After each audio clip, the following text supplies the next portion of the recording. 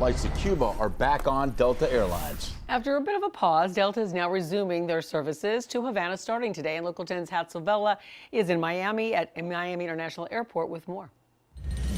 Whether it's MIA or Fort Lauderdale, you're looking at about 16 daily flights to Havana from South Florida. Means for the consumer, prices are likely going to drop. When it comes to flights to Cuba, those traveling to the island now have another option out of Miami International.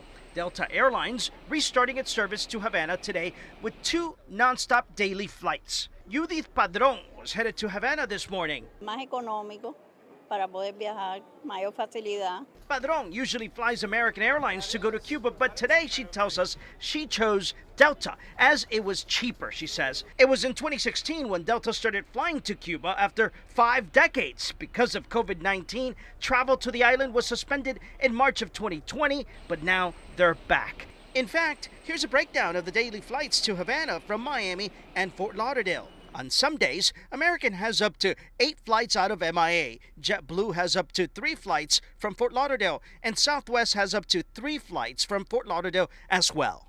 American is the only airline to operate daily flights to 5 other destinations in Cuba.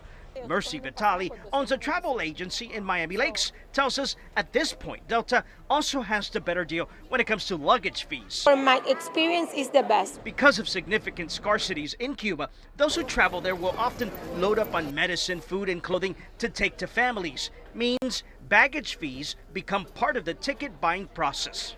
So while South Florida has the most flights to Cuba, you also have flights originating from places like Atlanta, New York City, and Tampa. For a full list of flights to Cuba, you can visit local10.com.